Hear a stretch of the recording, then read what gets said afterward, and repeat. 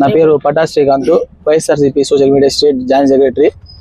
నేను వారం రోజుల కింద వైఎస్ఆర్ కాంగ్రెస్ పార్టీ ఆఫీసు జిల్లా ఆఫీసులో మడకశిర శాసనసభ్యులు ఎంఎస్ రాజు గారి గురించి ఏవైతే తను చేసిండే పనులు ఉన్నాయో నిజాలు చెప్పిన క్రమంలో ఆయన యంత్రాంగాన్ని యూజ్ చేసి నన్ను 3 రోజుల కింద హైదరాబాద్లో అన్అఫీషియల్గా అరెస్ట్ చేసి అక్కడి నుంచి గందలు కట్టుకొని వచ్చి అనంతపూర్కి తీసుకొచ్చి ఎక్కడ తీసుకొచ్చారో ఏ స్టేషన్ తీసుకొచ్చారో తెలియదు.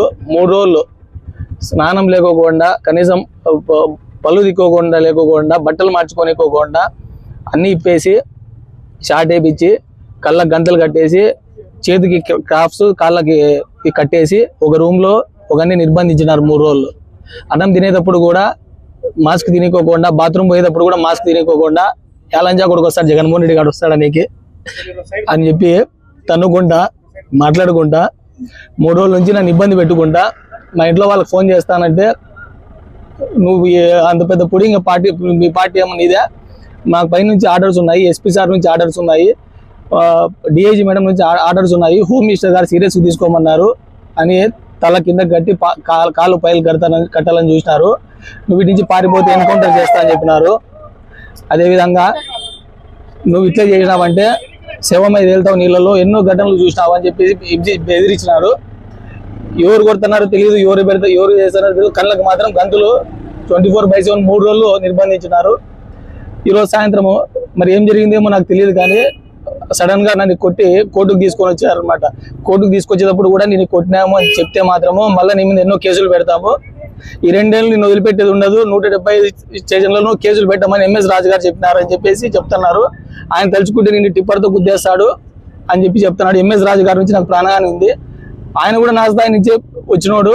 నేను ఆయన ప్రశ్నించినందుకు వైసీపీ పార్టీలో నేను ఉన్నాను, ఆయన టీడీపీ పార్టీలో ఉన్నారు. నేను ప్రశ్నించినందుకు నా మీద ఈ రకంగా కేసులు పెట్టేసి 3 రోజులు నరకయాతన చూపించేసి పోవడమే మల్తాడు తెంపేసి నగ్నంగా నిలబెట్టేసి ఎంత ఘోరంగా ట్రీట్ చేసినారంటే, హత్యలు చేసిన వాళ్ళు లేదా రేపులు చేసిన వాళ్ళు ఏ రకంగా ట్రీట్ చేశారు దానికంటే ఘోరంగా ట్రీట్ చేశారు. నేను చేసింది తప్పేందో నాకు అర్థం కాదు. నేను అంటున్నా, నేనేం తప్పు చేసినా అంటే లంజా కొడగా మీ అమ్మని జగన్మోహన్ రెడ్డి గారు దెంగుతాడరా, నువ్వు మాట్లాడినావంటే అని చెప్పి దుర్భాషలు ఆడి నేను కొట్టిన దానికి బాధపడలేదు. వాళ్ళు మాట్లాడిన మాటలకి నేను ఈరోజు పార్టీ కోసం కష్టపడుతున్నానని చెప్పేసి, జగన్ సార్ కోసం కష్టపడుతున్నానని చెప్పేసి, అధికారం ఉందని చెప్పేసి SC/ST కేసు నేను అతని కులం పేరు ఎత్తి కూడా తిట్టలే. నేను కులం పేరు ఎత్తలేదు, నేను కూడా కులం అని చెప్పిన. అట్లాంటిది నన్ను ఇష్టానుసారంగా కొట్టి ఈరోజు రిమాండ్ కేసులు పెట్టి జైలు పంపించాలని చూసినారు. నాకు ఎంఎస్ రాజు గారి నుంచి ప్రాణహాని ఉంది. సాయంత్రం ఇక్కడికి వచ్చేటప్పుడు కూడా మెడికల్ కోర్టు దగ్గరకు వచ్చేటప్పుడు, తర్వాత హాస్పిటల్కి వచ్చేటప్పుడు కూడా వాళ్ళ మనుషులంతా కూడా ఫాలో అయ్యేసి ఆ వీడియోలు కూడా ఉన్నాయి, సీసీ ఫుటేజ్ చూస్తే వస్తాయి.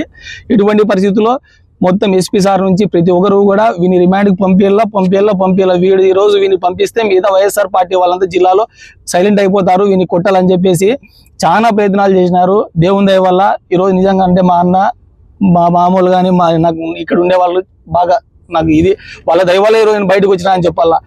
ఇందాక కోర్టు దగ్గర కూడా నిజంగా బయటకు వచ్చిన తర్వాత నీకు అది చెప్తామని, ఇప్పుడు కూడా కనీసం జడ్జి మేడం ఇచ్చిండే ఆర్డర్ని కూడా ధిక్కరించి ఎక్కించుకొని పోయి మళ్ళా కూడా పెట్టాలని చూస్తున్నారు. ఇంకా నా మీద ఎన్ని కేసులు పెడతారు నాకు అర్థం కాలే.